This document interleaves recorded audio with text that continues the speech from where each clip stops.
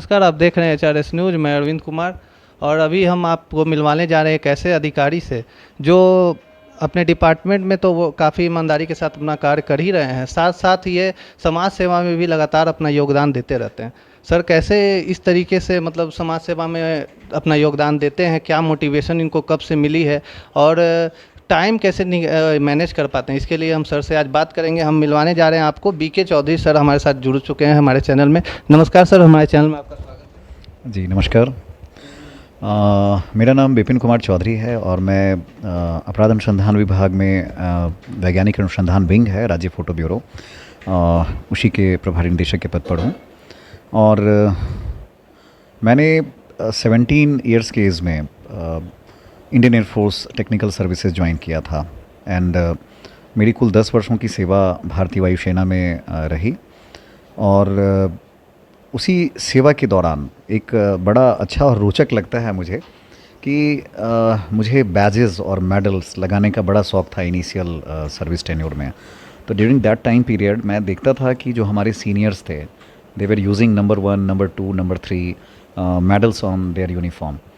तो मुझे समझ में नहीं आता था। फिर मैंने जस्ट मेरी जो बेसिक ट्रेनिंग थी 6 मंथ्स की बेलगांव में चल रही थी। आफ्टर दैट जब हम लोग electrical and instrument training institute air force technical college Bangalore में जब गए तो वहाँ पर फिर मैंने सीनियर से पूछा कि ये किस फैक्ट का सिंबल है 1, 2, 3। तो उन्होंने बताया कि आप यदि 1 टाइम डोनेट करते हैं ब्लड तो ये 1 मिलेगा, 1 का बैज मिलेगा। फिर 2 टाइम्स तो 2 का बैज मिलेगा, 3 टाइम्स करते हैं तो 3 का। तो बस वहीं से एक इंस्पिरेशन मिला और उसके बाद से मैंने रक्तदान करना प्रारंभ किया एंड टिल नाउ मैंने उस क्रम को जारी रखा है।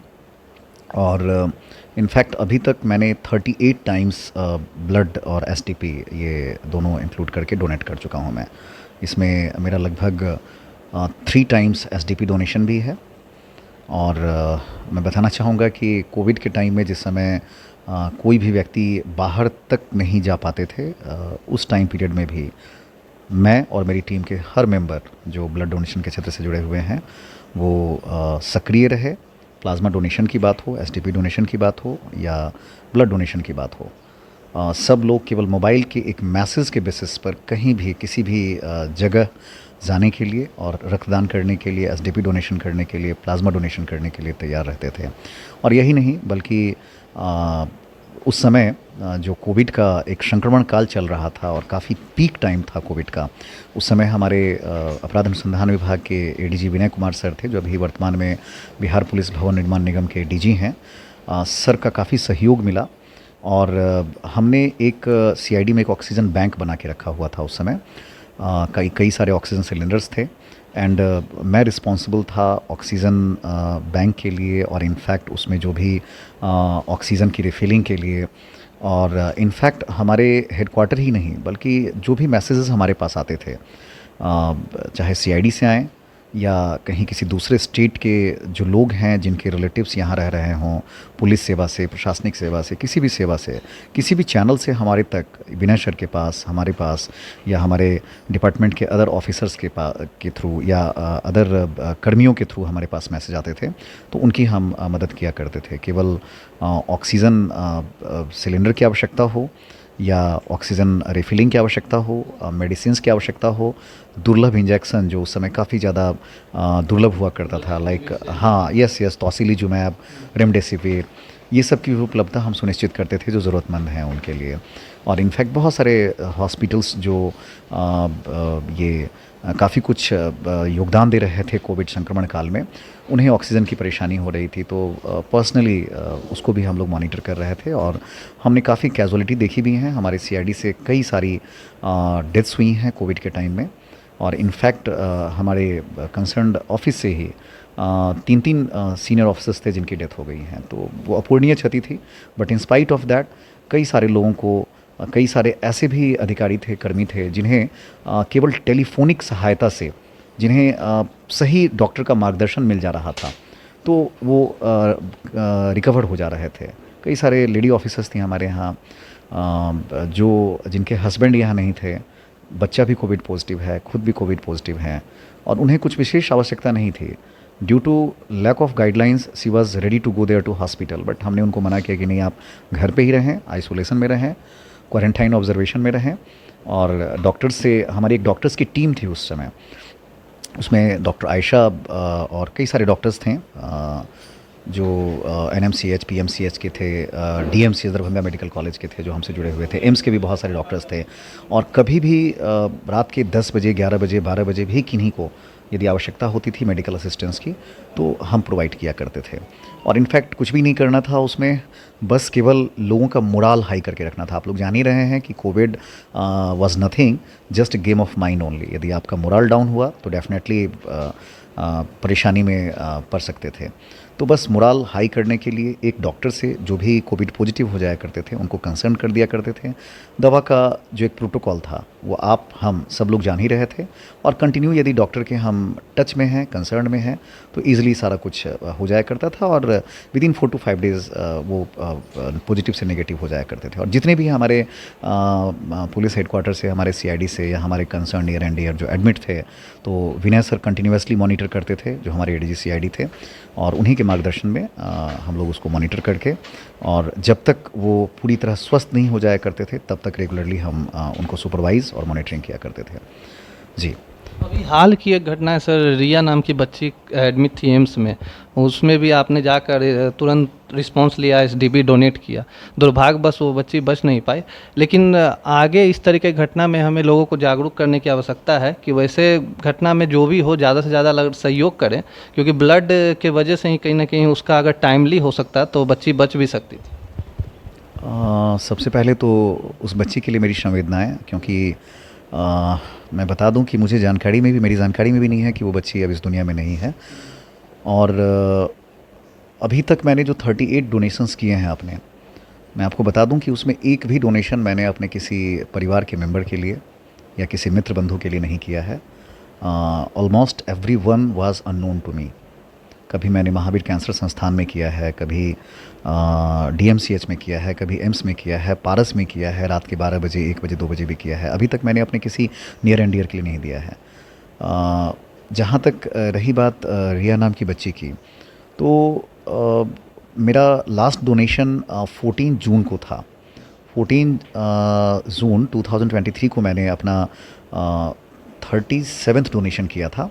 एंड आफ्टर दैट मुझे जानकारी मिली, जस्ट 1 महीने ही हुए थे, 1 से 1.5 महीने ही हुए थे। हमारे ही ब्लड डोनेशन ग्रुप के एक एक्टिव मेंबर हैं सत्यदीप जी, उनके जस्ट स्टेटस में मैंने देखा इस बच्ची के बारे में। तो नॉर्मली लोगों के मन में एक भ्रम होता है, कि इल्यूज़न होता है कि ब्लड डोनेशन और SDP डोनेशन के बीच में भी 3 महीने का गैप होना चाहिए। तो I was not clear. In fact मैंने 37 टाइम्स डोनेशन किया है, बट मैं भी क्लियर नहीं था। बहुत सारे मेडिकल ऑफिसर्स को ये क्लियर नहीं होता है, डॉक्टर्स को क्लियर नहीं होता है। सत्यदीप जी से मैंने पूछा तो उन्होंने कहा कि नहीं सर, आप नहीं कर सकते हैं, आप 3 महीने के बाद, यानी 14 जून, जुलाई, अगस्त, 14 सितंबर के बाद कर सकते हैं। But in spite of that मैंने कहा कि अरे सत्यदीप जी छोड़िए, कोई दिक्कत नहीं है। मेरा हीमोग्लोबिन लेवल भी बहुत परफेक्ट है, हमेशा 14 प्लस ही रहता है। प्लेटलेट्स भी ठीक ठाक रहता है, अच्छा रहता है, मतलब लगभग 3.5 लाख से ऊपर ही रहता है, तो हम करेंगे, कोई दिक्कत नहीं है। तो नहीं सर, एक बार मैं पता कर लेता हूँ। फिर उसके बाद नेक्स्ट डे मैंने डॉक्टर नेहा जी, बहुत अच्छी मित्र हैं हमारी, एम्स ब्लड बैंक के इंचार्ज, उनसे मैंने बात की। तो उन्होंने कहा नहीं सर आप कर सकते हैं।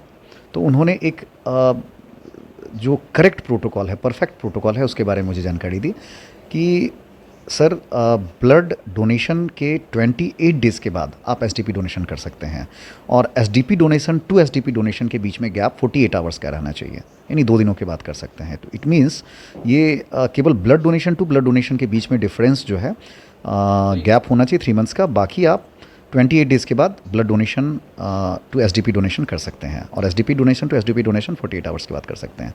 तो ये मेरे लिए बड़ा ही गोल्डन और लकी अपॉर्चुनिटी था। मैं गया तो काफ़ी अच्छा लगा मुझे। एंड इनफैक्ट उस दिन की बात में बताऊँ, थोड़ा सा टेक्निकल कुछ प्रॉब्लम्स भी आई एम्स में। इनफैक्ट उनका कुछ जो SDP की जो टेक्निकल मशीन थी उसमें भी कुछ खराबी आ गई, एंड दे वर टेलिंग कि सर आप कल आके कर लीजिएगा। तो इसके लिए पता नहीं क्या एक जुनून था, एक एडिक्शन था। मैंने कहा कि नहीं, बच्ची है, आज ही करेंगे। और उनके पिताजी का जो मैंने चेहरा देखा, रिया के फादर कंटिन्यू आगे पीछे कर रहे थे हमारे। तो मैंने कहा कि मैम मैं जानता हूँ कि आपका वर्किंग आवर 5 o'clock तक है, but in spite of that मेरा रिक्वेस्ट रहेगा कि रात के 10 बजे, 11 बजे, 12 बजे मैं रह कर और निश्चित रूप से करके ही जाऊँगा, मेरी चिंता ना करें, I will be staying hair. तो मुझे लग रहा है कि फिर उन्होंने अपना जो एसटीपी मशीन है उसको दूसरे कमरे में ट्रांसफ़र करवाया, और जिस कमरे में कुछ टेक्निकल प्रॉब्लम हो गई थी उससे दूसरे कमरे में ट्रांसफ़र करवाया, और तब उन्होंने लेट इवनिंग हमारा एसटीपी डोनेशन अरेंज करवाया, and then we have donated, I have donated STP, और लेट इवनिंग हम फिर वहाँ से फ्री हुए थे जी। लोगों के मन में एक इल्यूज़न होता है, एक भ्रम होता है कि ब्लड डोनेशन करने से शरीर में कमजोरी आएगी, और हमारे शरीर का ब्लड है, हम क्यों डोनेट करें। तो मैं इस संदर्भ में केवल एक ही बात कहना चाहूँगा कि मैं जब भी ब्लड डोनेट करता हूँ उस दिन जो मैं वर्कआउट करता हूँ, डेली मैं अच्छा खासा वर्कआउट करता हूँ, और अबाउट 1000 कैलोरी मेरी डेली लगभग बर्न होती है। तो in spite of blood donation मैं अपना वर्कआउट कभी भी स्टॉप नहीं करता हूँ। आप जब भी मेरा ब्लड डोनेशन का स्टेटस देखें उसके नेक्स्ट डे मैं वर्कआउट भी करता हूँ, रनिंग वगैरह भी मेरी कंटिन्यूड रहती है, और मुझे कोई कमजोरी महसूस नहीं हुई है। और इनफैक्ट जिस दिन ब्लड डोनेशन करता हूँ उस दिन मैं अपनी रेगुलर ड्यूटी भी करता हूँ, कोई रेस्ट नहीं, और आवश्यकता भी नहीं है इसकी।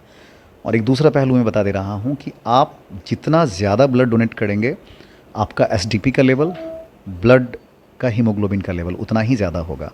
मैं एक छोटी सी घटना बताना चाह रहा हूँ। नरकटियागंज मेरा इन लॉज हाउस है, वहाँ एक हमारे इन लॉज रिलेशन के लिए एक ब्लड की आवश्यकता थी। एक दूर के रिलेटिव थे हमारे, उनके लिए।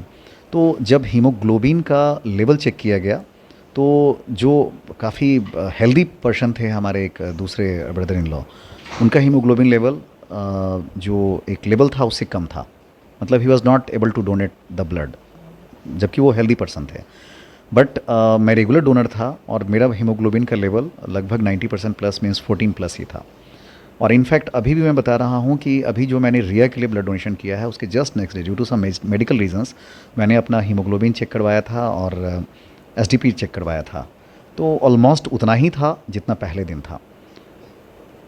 हीमोग्लोबिन मेरा कभी भी 14 के नीचे नहीं जाता है, और इनफैक्ट जो प्लेटलेट्स है हमारा वो भी लगभग 3,60,000, 70,000, 4 लाख के अप्रॉक्स ही रहता है।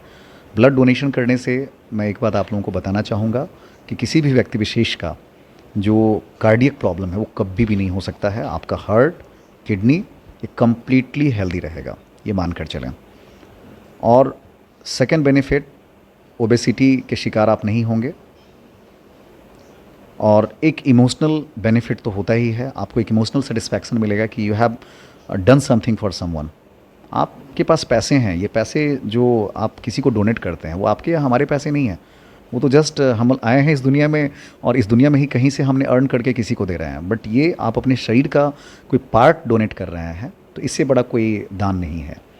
और इनफैक्ट इससे आपको लाभ ही लाभ हैं, कोई लॉस नहीं है। ये फील करने की चीज़ है। आप एक बार रक्तदान से जुड़ें तो एक एडिक्शन हो जाएगा और आप इसको कंटिन्यू रखना चाहेंगे खुद ही। लोग कहते जा रहे हैं कि इंसानियत ख़त्म होता जा रहा है, तो एक अधिकारी होते हुए अपना समय निकाल कर और एक बच्ची के लिए रात भर वहाँ पर रुक कर और बोले कि जो भी समय लगे लगे, लेकिन इसकी बच्ची को हम आज एसडीपी डोनेट करेंगे, तो और भी जो अधिकारी हैं वो उनको सर से थोड़ा मोटिवेट होने की आवश्यकता है और कोशिश करें कि अगर अधिकारी क्यों आम नागरिक भी चाहे तो जिनके मन में ये भ्रम है कि ब्लड देने से या एसडीपी डोनेट करने से मेरे शरीर में कुछ नुकसान होता है, तो ऐसा कोई भ्रम ना पाले। सर ने भी बताया और भी जो भी आप ब्लड डोनेशन कैंप में जाके अवेयर हो सकते हैं, वहाँ पे सारे चीज़ बिल्कुल क्लियरली बताए जाते हैं कि इससे बिल्कुल बॉडी को कोई भी इफेक्ट नहीं होने वाला है और आपके शरीर में इम्प्रूवमेंट देखने को मिलेगा। तो आप सब भी आगे आएँ और ऐसे ही समाज सेवा में अपना योगदान दें और ज़्यादा से ज़्यादा लोगों की मदद करें। धन्यवाद। Thank you sir.